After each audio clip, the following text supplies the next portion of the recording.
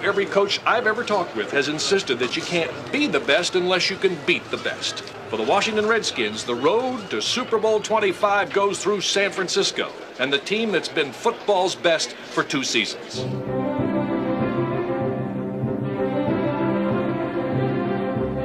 minutes, what you gonna do for 60 minutes, baby? 60 minutes, that's all it takes. 60 minutes, baby. Come on, Marcus, baby, let's go. It's January, folks. Let's go, baby. It's January.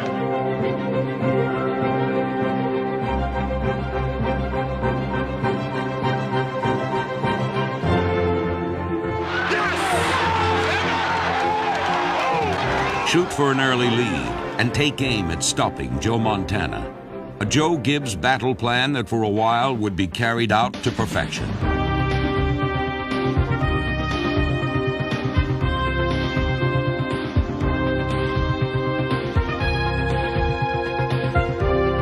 For most of the afternoon, Washington hammered Montana and the 49ers, but the 2-time defending Super Bowl champions were able to take their licks and hold on. The Redskins, meanwhile, stretched themselves to the limit. But on this day, the limit was just short of what was needed. Perhaps gridiron gods or maybe fate had determined that floating footballs and victory should fall into the Niners' lap.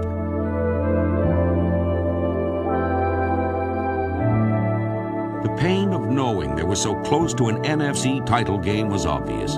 The realization that a season in which they had meshed so harmoniously was now over was likely harder to handle. But one loss will not dampen the spirit that burns within the Redskins, a spirit that, like an eternal flame, seems to shine more radiantly each year. Get your face on him, get your face on him, man. Okay, hey, let's get after Get this. him right frame of mind. Hey, die out on this field if that's what it takes. Let it all Leave go. it out. Hey, let's go now. Let's go now. Let's go. Green 80! Green 80! Green 80!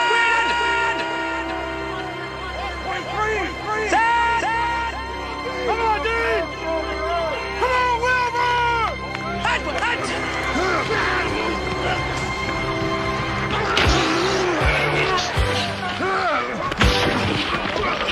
The Washington Redskins began the new decade the same way they ended the old one, by promising to themselves and their opponents that they were going to leave everything they had on the field.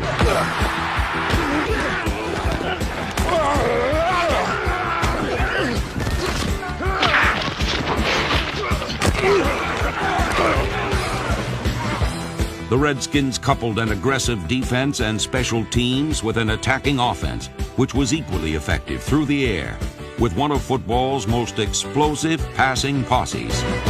And on the ground, with men who ran hog wild through the trenches.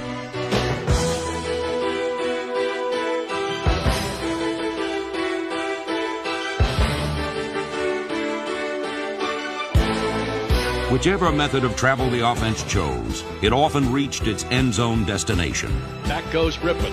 Sets. Going deep. Got a man wide open. It's Clark. Touchdown. The story of the 1990 Washington Redskins was one of a team that came together when it needed to most.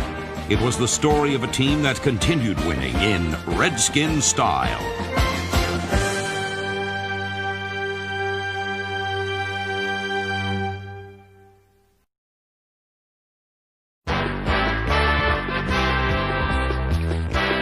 Opening day at RFK Stadium trumpeted the return of longtime Redskins offensive coach Joe Bugel, now the head man in Phoenix.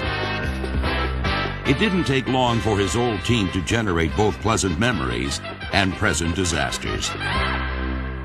Warren and Johnson wide to the right, Middleton wide to the left, and Rippon's going to pass. Out in the near flat to Sanders at the 30, 25, down the sideline 20, cuts back at the 10, to the 5, touchdown, Washington Redskins. Whoa! What a big play that was!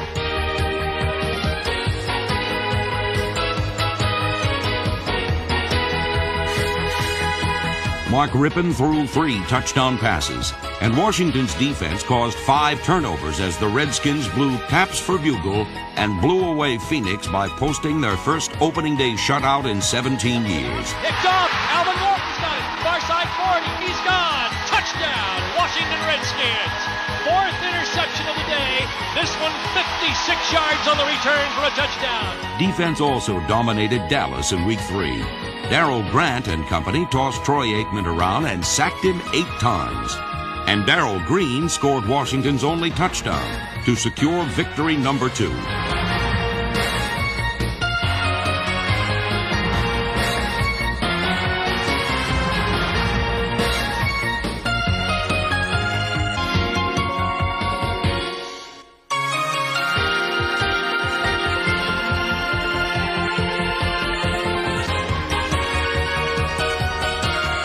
Green enjoyed an All-Pro season in 1990 and provided speed and savvy to a young secondary.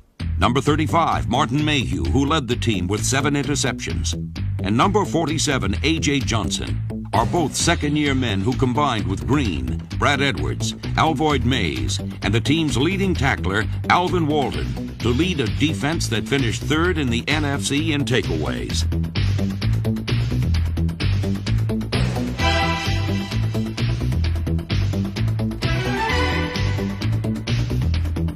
The Redskins secondary stifled even the best of quarterbacks in 1990 and had the Cardinals mighty confused in Week 4. But it was Stan Humphries filling in for an injured Mark Rippon and Gary Clark, who caught 8 passes for 162 yards, who really stumped Phoenix.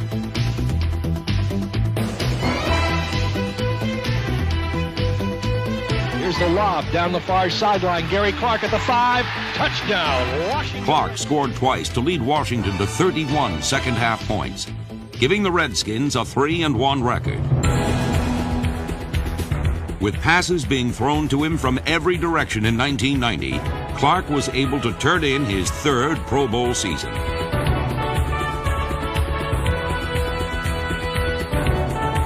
Rippon to pass. Quick hitter out of the outside. Got Clark beat his man to the 40, the 30. Good night, Irene. He's down to the 20. He's to the 15, to the 10. Touchdown, Washington Redskins.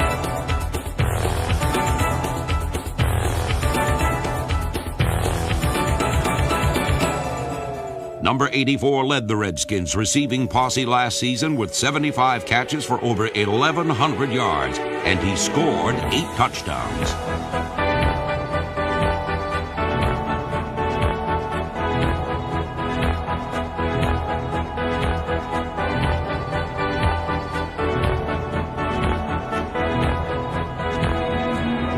Clark's posse partners also enjoyed solid seasons. Ricky Sanders snared 56 passes.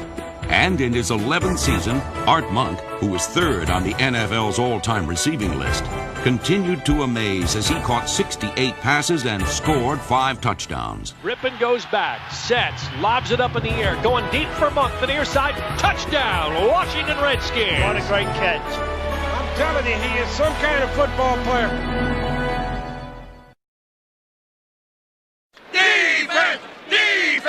Unusual faces off the field and intimidating ones on it made RFK Stadium a house of horrors for opponents in 1990. The Redskins, special teams, and defense made them tough at home as they won 7 and lost just once.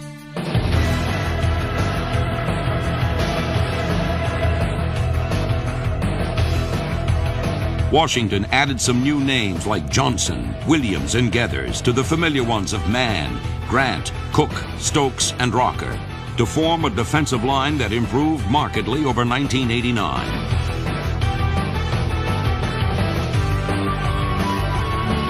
Veteran linebackers Wilbur Marshall, Raven Caldwell, Kurt Cavea, number 51 Monty Coleman, and rookie number 55 Andre Collins often seemed to be in opponents' backfields before the quarterback.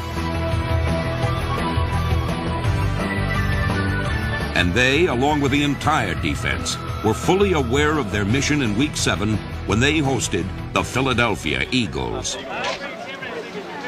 We got to contain Randall Cunningham. That's not easily done, though. That is the key. Before the task of shooting down Philadelphia's star began, the Redskins honored a pair of bright lights from the past. Joe Theismann and John Riggins entered Washington's Hall of Stars. And in the early going, it was a future Hall of Famer who set up the game's first score. Can he get to it at the one? Diving catch. Art Monk with a big play. A Hall of Fame move. Got to figure Riggs up the middle, huh? Yeah, I like this setup. And here goes Riggs right up the middle. Hit and stop. And in the end zone. Touchdown, Washington Redskins. Gerald Riggs helped give the Redskins a 7-0 lead. And then the defense, led by number 78, Tim Johnson, began a sack attack on number 12.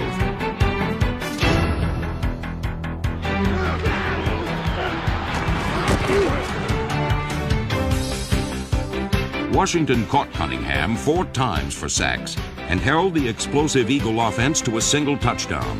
With the win, the Redskins improved to 4-2 and prepared to face the number 1 team in football, a team they had lost to at home the week before. The Redskins' 2 contests against the Super Bowl champs-to-be were mirror images of each other in 1990. In both games, Washington found creative ways to score. Pass, he's right. He's going to throw the option pass. Sanders wide open. Touchdown, Washington Redskins. Woo! What a great place for a bootleg play.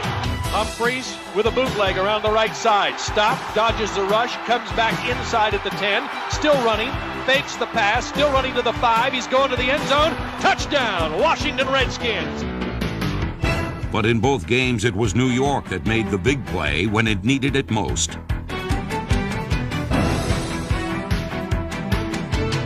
Three losses to the 2 teams who would play for the NFC title had Washington just a game above 500.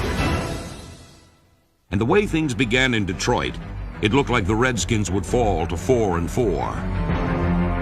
He is back again. Quick rollout right. Now looks back to his left. Fires it out over the top. Bounced off one receiver into the hands of the other. The 10. Near side 5. Down to the 1. End zone. Touchdown. That should have been an interception. It turned out to be a touchdown. Holy cow. You're kidding.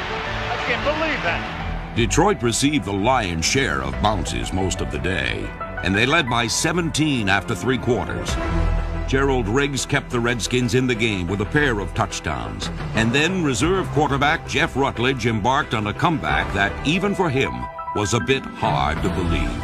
I look at it as a miracle. I've never been put in a situation like that.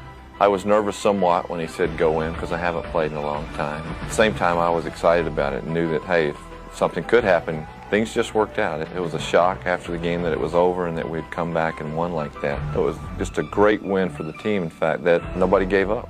And I think that's a trademark with the Redskins. Rutledge is back, 4th and 6. Over the top, he's got it complete to Clark. Spins at the 25 to the 20. Breaks a tackle to the 15. He's gone. Touchdown, Washington Redskins. What a comeback. It's unbelievable right Gary Clark's touchdown cut the Lions' lead to 7. And with seconds remaining, Rutledge had a chance for the tie. Rutledge on the draw. Back up to the 5. He's diving. Touchdown, Washington Redskins. Whoa, unbelievable. What a storybook finish here. I can't believe it. In overtime, Rutledge, who in a little over 2 quarters completed 30 passes for over 360 yards, led Washington to the most improbable of comeback wins. Snaps a little low. Rutledge has got the hold. It kicks up. It's long enough. It's good. Redskins have beaten the Detroit Lions with one of the most dramatic comebacks we've ever seen. Rutledge tried to continue with his magic in Philadelphia, but vicious hits sent him and Stan Humphreys to the sidelines, forcing running back Brian Mitchell to be a passer. The Redskins were roughed up and pushed around by the Eagles in a 28-14 loss that would be remembered into January.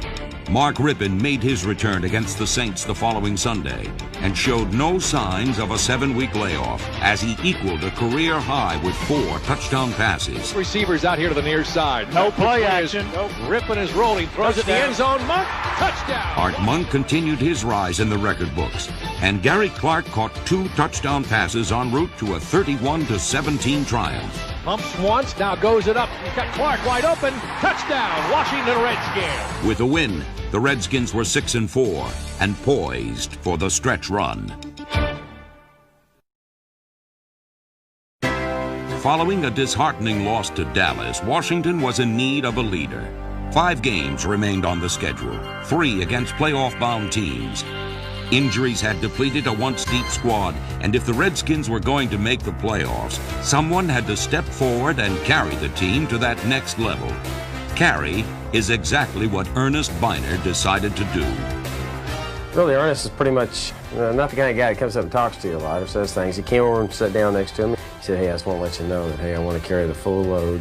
I feel good about myself. He says, hey, I feel real good about where I am, and give it to me. And basically, I looked around and I says, hey, in case you haven't looked, there's nobody else to give it to. We got a one-back offense here, and you're the back. So we gave it to him. And they gave it to him a lot. Biner averaged 30 carries a game over the last 5 weeks. And 4 times he went over the 100-yard barrier. He finished 4th in the NFL in rushing with over 1,200 yards and was selected to his first Pro Bowl. But he did have a bit of help from his offensive line. With men like number 79, Jim Lachey, leading the way, the Redskins line led Washington to the 4th best offense in the NFL. Often, the praise due an offensive line is reaped by others. For Lachey, the satisfaction of winning his personal battle each Sunday is what's important.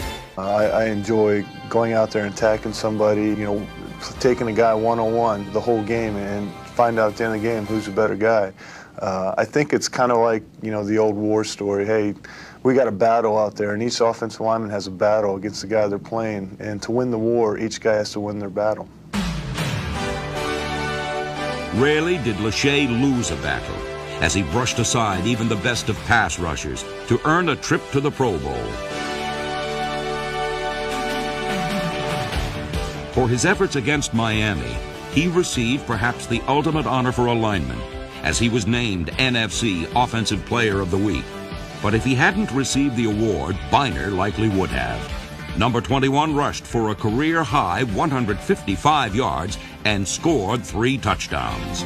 There's Biner still on his feet. Touchdown, Washington Redskins. Ernest Biner Took the ball and stuffed it all. All right, there's motion by Monk. Hand off to Biner. Back up There the he middle. goes. There he He's goes. 5-yard line. Touchdown, Washington Redskins. That offensive line is opening some holes today. With the likes of Lachey, Bostic, Jacoby, McKenzie, Simmons, Schlereth, Grimm, Addix, and Warren opening holes and protecting Rippon, the Redskins pounded the Dolphins and their then number 1 ranked defense 42-20. Choking the life out of the Bears was the mission the next week, but trailing by 9, the Redskins were in need of a breath of life themselves. Critical 3rd and 2 for the Redskins. Stack on the near side with receivers. Rippon is back. In the flat for Clark on a crossing pattern to the 5. Dives. Touchdown, Washington. Gary Clark cut the deficit to 2, and with time running out, the NFC's leading scorer went for the win. It'll be a 35-yard attempt from the left hash mark. Low snap. Kick is up. There's Up enough and in it. good. Holy cow, it's good. Chip Lohmiller really put the Redskins into the holiday spirit. And up in New England, what should have been a white Christmas was a wet one. Kurt Gavea played Grinch and turned raindrops to teardrops for the Patriots by stealing this gift and scoring his first career touchdown. Fumble the football, picked up. It's Kurt Gavea with it. He's off to the races. 30, 20, 15, 10, 5. Good night, Irene. In the season's finale, receivers Stephen Hobbs and the special teams, led by players such as John Brandis and Joe Howard, were too much for Super Bowl-bound Buffalo. Lohmiller kicked 5 field goals, and the Redskins prepared for a wild-card rematch. Over the past few seasons, the Redskins-Eagles rivalry has grown into one of football's finest. They are 2 teams very much on a par when it comes to talent, yet neither team can rely on talent alone to win. All about pride, baby. All day. Let's go. It's all about pride. Pride was the motivating factor for the Redskins. They didn't forget the beating they took from the Eagles in November. Now, in January, when it mattered most, it was time for Redskins style to shine. The action fake again by Rippon. Good protection. Lobs it in the end zone for Monk. Jumping, catching, touchdown, Washington Redskins. Yeah, baby.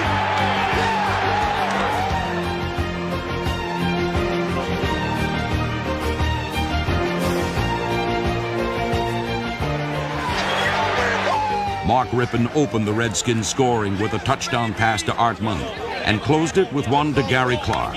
But what went on between those two tosses was the real story of this game, a story that had a familiar ring to it.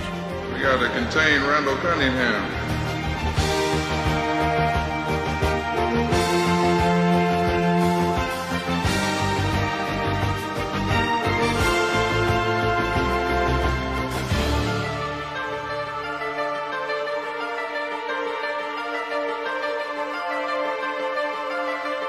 Like they had done so successfully in Washington, the Redskins shut down their #1 nemesis. Big play, come on, man! Going to pass and lets it go deep. Gets planted as he does. Ball's going to be picked off at midfield by Darrell Green. Cunningham's teammates could not free themselves from the determination of the Redskins either. No matter which way an Eagle turned, a Redskin was there to stop him or to steal the ball.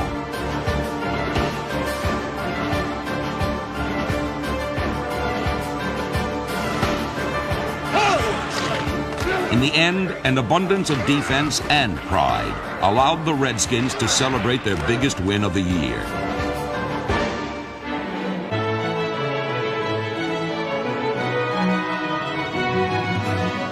'90 was a tough season for Washington. Injuries and a schedule with 9 games against playoff-bound teams had them just 1 game above 500 heading into December. But this squad was made up of men who were willing to carry more than their share of responsibility. The Redskins finished the regular season with a 10-6 mark and added a playoff win to raise Joe Gibbs' postseason record to 12-4. Gibbs has won 113 games with Washington, and in 1990 he and his staff once again orchestrated and epitomized Redskin style. Win with style, man. Win with style. Great job, man. Proud of all of you, man.